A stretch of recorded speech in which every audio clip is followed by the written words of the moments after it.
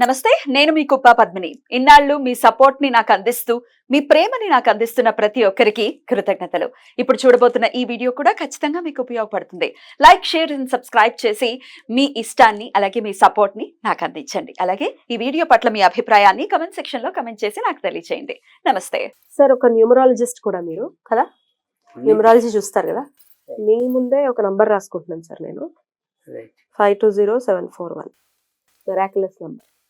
50741 super number, అందులో ఎటువంటి సందేహం లేదు. 520741 అసలు ఆర్థిక పరమైనటువంటి ఇబ్బందుల నుంచి ఎంతో కొంత మనల్ని బయటపడేసేలాగా హెల్ప్ చేసేటటువంటి నంబర్ అని చెప్పి మన స్రవంతి గారు చెప్పటం కానీ, స్రవంతి గారు చెప్పిన తర్వాత మొత్తం యూట్యూబ్ లో దద్దరిల్లింది నంబర్ 520741. సో ఇప్పుడు మిమ్మల్ని అడిగేటటువంటి ప్రశ్న ఏంటి అంటే, ఇట్లా నంబర్స్ రాసుకోవటం కానీ, స్విచ్ వర్డ్స్ ని మీరు కూడా స్విచ్ వర్డ్స్ చెప్తుంటారు, నంబర్స్ కూడా చెప్తారు బైబిల్. ఇట్లా చేయటం అనేది ఎంతవరకు సమంజసం, అసలు ఇవి పనిచేస్తాయా, ఇది శాస్త్ర సమ్మతం కాదు, వీటిని నమ్మద్దు అని ఒక బ్యాచ్, డెఫినెట్ గా ఒక బ్యాచ్ ఉంది. దీనికి ఏమిటి ఆధారం ఏమిటి, పాశ్చాత్య దేశాల నుంచి తెచ్చేసుకున్నటువంటి ఒక విషయాన్ని దీని మీద రుద్దటం, మన మీద రుద్దటం ఎంతవరకు సమంజసం, ఇట్లా రకరకాలుగా మాట్లాడుతూ ఉంటారు. So what is your opinion, దీన్ని ఎట్లా అర్థం చేసుకోవచ్చు, అసలు ఇవి ఉపయోగపడతాయా?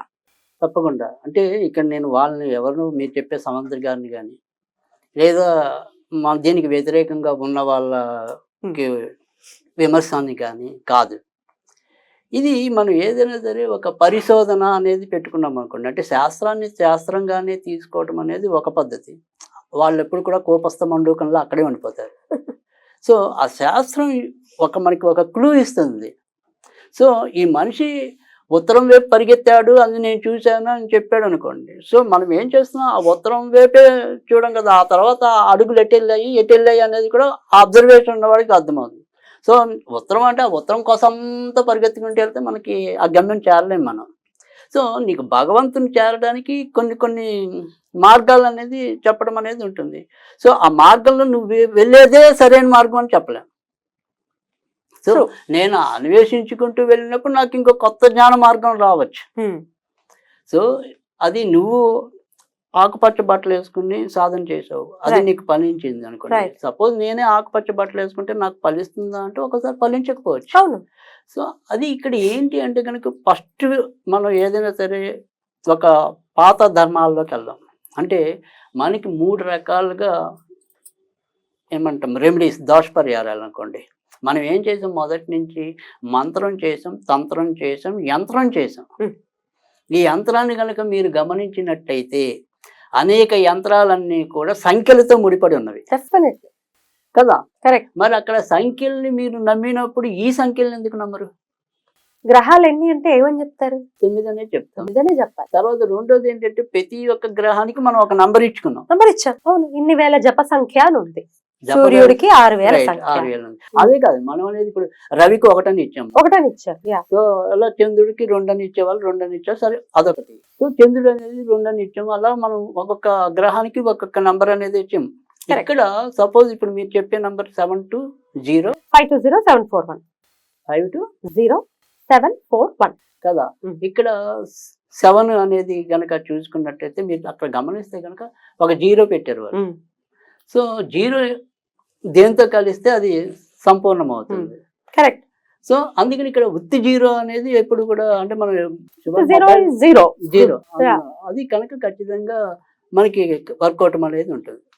కాకపోతే ఇక్కడ ఏమవుతుంది అంటే కనుక, ఇప్పుడు ఒక నంబర్ని మనం పదే ఉచ్చరించడం వల్ల, అంటే ఇప్పుడు నిజానికి మన శంకరాచార్యుల వారు కనుక తీసుకుంటే ఏ స్తోత్రం కూడా మంత్రం కాదు, నిజానికి బీజాక్షరం మంత్రం కాదు, కానీ ఆ శబ్ద సౌందర్యం వల్ల అవి మంత్రాలు అయ్యి.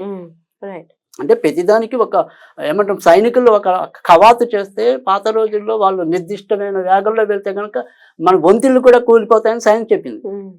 అందుకని మీకు ఎప్పుడు కూడా ఈ ఏమంటే ఫ్లైఓవర్స్ మీద వాళ్ళని కవాతు చేయించినారు. కరెక్ట్. అలా మనకి ఒక సౌండ్ ఫ్రీక్వెన్సీ అనేది ఉంటుంది, దానివల్ల ఆ గోడలు కూడా కూలిపోతాయి. కరెక్ట్. సో అందుకని మీరు ఆ శబ్ద తరంగం అంతే. ఇక్కడ ఇప్పుడు మీరు ఆ సంఖ్య నుంచి ఒక వైబ్రేషన్, ఆ ఫ్రీక్వెన్సీకి మ్యాచ్ చేయటం, మన కోరికని మన కోరిక అంతేగా, అంటే మనం అనుసంధానం చేయడం. కరెక్ట్. సో ఆ అనుసంధానం చేసే దాన్ని ఆ సంఖ్యలకు ఆ రకమైన పవర్ ని ప్రొవోకేట్ చేస్తున్నాం మనం. ఇప్పుడు రత్నం పెట్టుకున్నాం, ఈ రత్నం అనేది డైరెక్ట్ గా ఎలా ఉపయోగపడుతుంది అంటే ఆయా గ్రహాలకి ఆ యొక్క కిరణాలు, అంటే ఇప్పుడు సపోజ్ ఒక ఏమన్నా కనక పుష్పరాగం ఉంది అనుకోండి, దాంట్లో నుంచి మనకి నీలి రంగు కిరణాలు వస్తాయని చెప్తుంది. సో ఆ నీలి రంగు కిరణాల వల్ల అక్కడ జూపిటర్ ప్రొవోకేట్ అవటం అనేది. అంతేకాని ఇది ఇక్కడ నేను రత్నం పెట్టుకుంటే అక్కడ ఆయనకి ఎలా అవుతుందంటే ఆ రంగులు. సో ఇప్పుడు మనం ఎండలో వెళ్ళినప్పుడు నాకు ఎరుపు ఎందుకని కొద్దిగా ఇన్కన్వీనియన్స్ గా ఉంది. సో అలా శబ్దము అనేది సంఖ్య, ఈ సంఖ్యలు కోర్చడం అనేది ఎలా ఉంటుందంటే కనుక ఏదైతే కనుక మనకి ధనం రావాలో ఆ ధనానికి సంబంధించిన దాన్ని, అంటే ఇప్పుడు సపోజ్ బుధుడు అక్కడ పై ఉంది గ్యారంటీగా.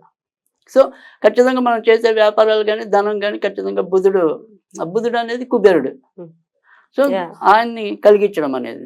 సో ఇక్కడ మనం ఏదైనా ఒక శ్రీరామ అని కోటిసార్లు రాస్తే మనకి ఎలా ఉపయోగపడింది, దాంట్లో ఏముంది, బీజాక్షరం ఏం లేదు, ఒక మంత్రం ఏం లేదు, జస్ట్ ఆ నామం.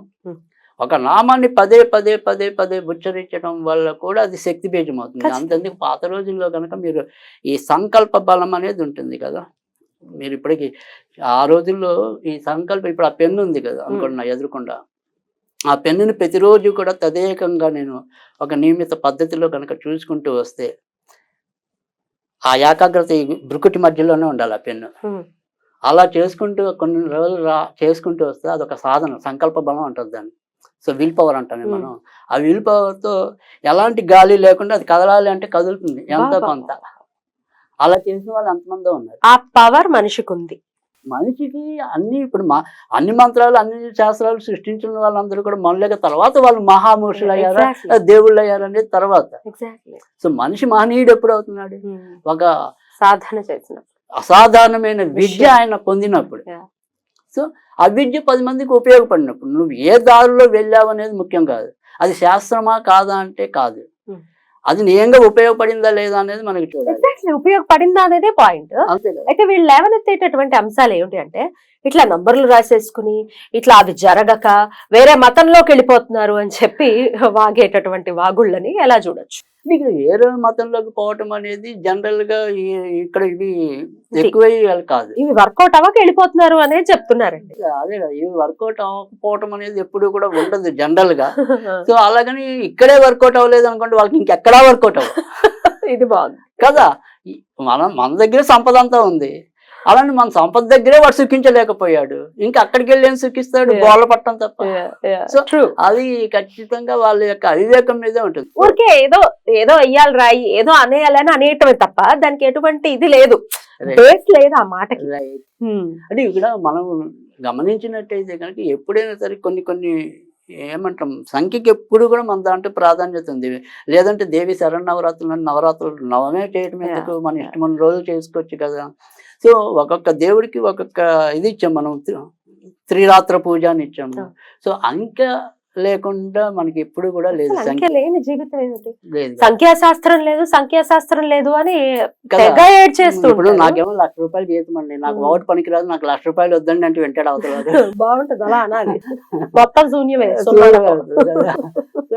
అందుకని తర్వాత ఇప్పటి రోజుల్లో అయితే నేను ఖచ్చితంగా నా యొక్క క్లయింట్స్ వరకు కూడా నేను చూసినప్పుడు ఏంటంటే, ఈ రోజు అంటే మనకి ఏమంటాం డైరెక్ట్ ఇంటర్వ్యూలు ఉండేవి, ఫేస్ టు ఫేస్. నేను ఆ సంస్థకి రావాలి, ఆ సంస్థ యజమాని దగ్గర కూర్చుని మోకరు వెళ్ళటం, ఆయన అడిగే ప్రశ్నలు జవాబులు చెప్పడం అనేది ఉంది. ఇప్పుడే ఉంది అంత ఫోన్లు, ఆన్లైన్లో ఇంటర్వ్యూలే కదా. సో ఫోన్తో మనకి ముడిపడి ఉన్నప్పుడు దీన్ని మేము ప్రధానికంగా ఒక్కోసారి నంబర్లు మార్చడం అనేది కూడా భాగం చేసాం. సో అసలు ఫోన్లే కనబెట్టినప్పుడు ఎప్పుడో మనకి జ్యోతిష్ శాస్త్రం రాసినప్పుడు ఇప్పుడు మీ గోల్ ఏంటి అనే వాళ్ళు ఉంటారు, ఈ నంబర్లు మార్చడం ఏంటి, ఈ గోల్ ఏంటి, ఇది పూర్తిగా శాస్త్ర విరుద్ధం కదా అంటే, శాస్త్రం పుట్టినప్పుడు కూడా కొన్ని పుట్టాయి కదా, శాస్త్రం పుట్టనప్పుడు కూడా ఉన్నారు, ఋషులు ఉన్నారు, వాళ్ళు ఉన్నారు. అలాగే శాస్త్రం పుట్టాక కూడా కొన్ని పుట్టాయి కదా. ఇప్పుడు త్రేతాయుగంలో బుద్ధుడు లేడు అనేది చెప్తూ ఉంటారండి, ఇప్పుడు ఉన్నాడు, అప్పుడు లేడు కదా, ఇప్పుడు ఉన్నవాడికి అసలు కాదు శాస్త్ర విరుద్ధం అయినా తీసేయండి ఆ గ్రహాన్ని అంటారా? అనలేం కదా. అదే కదా నేను అనేది, కొన్ని శాస్త్రాలు మనం చేర్చుకుంటాం, కొన్ని శాస్త్రంలో మనం తీసివేయటం అనేది కూడా మనం గతంలో కూడా చెప్పుకున్నాం. ఇప్పుడు మనకి సతీగమనం మరి అప్పుడు ఉంది, ఇప్పుడు వెళ్ళి కూర్చోమంటే కూర్చుంటారా? నన్ను కూడా తోసేస్తాడు ఒకవేళ నేను పౌడరించడానికి వెళ్తా అక్కడ. సో అందుకని ఏది అవసరము ఏది అనవసరం అనేది గుర్తించాలి ఫస్ట్. దానికి మన యొక్క విచక్షణ అనేది ముఖ్యం. సరే ఎవరేం చెప్పారు అనేది కాదు, ఎవరు చెప్పిన దాంట్లో నిజం ఉందా లేదా అని గ్రహించండి. అక్కడ నిజం లేకపోతే మీరే వదిలేస్తారు కదా. దానికి ఏమీ నష్టపోయేది కూడా లేదు కదా. పైగా మనం పైసా ఖర్చు పెట్టట్లేదు. ఏమి మహా అయితే ఒక 5 నిమిషాలు 10 నిమిషాలు మీ సమయాన్ని పాడు చేశారు.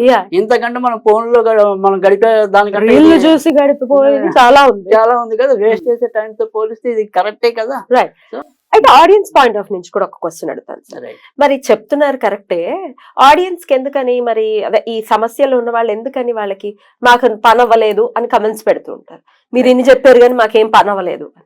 కొంతమంది ఏమో అయ్యిందండి అంటున్నారు, కొంతమందికి అవుతోంది, కొంతమందికి అవ్వట్లేదు. ఎందువలన? అవును, ఇక్కడ నేను అందుకే మీకు చెప్పాను, ఇక్కడ ఎప్పుడైనా సరే జ్యోతిష్యంతో కూడా సంబంధం ఉంది అని చెప్తున్నాను నేను. అంటే ఇప్పుడు వచ్చిన బాధ ఏమవుతుందంటే, ఇప్పుడు సపోజ్ మీరు చెప్పిన టోటల్ మొత్తం కూడా ఒక 7 or 8 వచ్చింది అనుకోండి, ఉదాహరణకు చెప్తున్నాను. సో ఈ 7, 8 అనేది వాళ్ళ వ్యక్తిగత జాతకాల్లో ఆ గ్రహాలు 7, 8కి ఎవరు ప్రాతినిధ్యం వహిస్తారో వాళ్ళకి చాలా ఈజీగా అయిపోతుంది ఆ పని. సో 7, 8 అనేది నాకు అంత మరీ వర్కౌట్ అయ్యే నంబర్లు కాదనుకోండి, అప్పుడు నాకు పనించదు. అది అందుకే మనం ఎప్పుడు కూడా మొదటి నుంచి ఒకటే చెప్తున్నాం, వ్యక్తిగత జాతకం మీద. అంటే మనం ఏదైనా ఒక ఫలితాలు చెప్పినప్పుడు కానీ ఏదైనా నేను నిర్దిష్టంగా ఏం చెప్తున్నాను, వ్యక్తిగత జాతకం చూసినప్పుడు మరిన్ని మంచిగా చెప్పగలుగుతామని చెప్తున్నాను.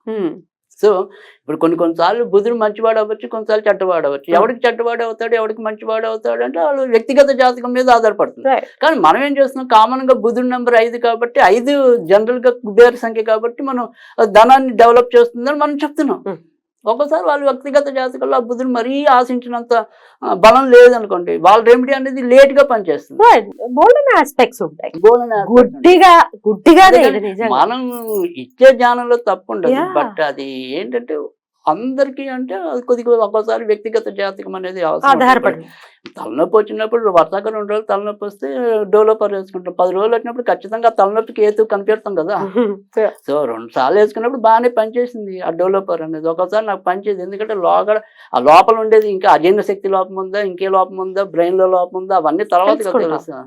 సో బట్ బేసిక్ గా డెవలపర్ అయితే ఎవరైనా వాడొచ్చుగా. రైట్ సార్, గుడ్డిగా మాట్లాడేయాలంటే ఎవరైనా మాట్లాడొచ్చు కదా. కానీ ఎంతో కొంత హెల్ప్ చేయాలనే ఉద్దేశంతో వీటిని బహిర్గతం చేస్తూ, అంటే ఇవి నిగూఢంగానే ఉన్నాయి ఇప్పటి వరకు కూడా.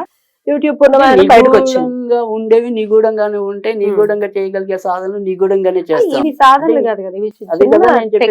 బహిరంగంగా చెప్పేవి టెక్నిక్స్ అంతే. కేవలం మనం సూర్యుడికి మనం గోధుమలని నిర్ధారించాం, మరి సూర్యుడికి గోధుమలే నిర్ధారించడానికి కారణం ఏంటనేది నువ్వు చెప్పగలవా? సో లేదా అంతే, నిజంగా మంచి అవుతుంది. ఇప్పుడు చెప్పేవాళ్ళు కదా, మన పాత రోజుల్లో అవధూతలు తిట్టే వాళ్ళలో ఉండే లోపాలు తీసేవాళ్ళు పాత. సో వీళ్ళు అందుకొచ్చారు మన కోసం. అవధూతలుగా చూసారు, అద్భుతం సార్, వెరీ మచ్ ఇన్స్పైరింగ్. ఎవరిని మనం బాధ పెట్టడం ఎందుకు, దూర్తల్లా కాకుండా అవధూతలు అయిపోయారు. అమేజింగ్ సార్, చాలా బ్యూటిఫుల్ గా ఎక్స్ప్లెయిన్ చేశారు. డెఫినెట్ గా మన కష్టం మనమే అనుభవించాలి కాబట్టి, దీని నుంచి మనమే బయటపడాలి కాబట్టి చిన్న చిన్న టెక్నిక్స్ ని యూటిలైజ్ చేసుకుని మన వాళ్ళందరూ కూడా చాలా సుఖంగా ఉండాలని మనస్ఫూర్తిగా కోరుకుంటూ కృతజ్ఞతలు సార్. నమస్తే.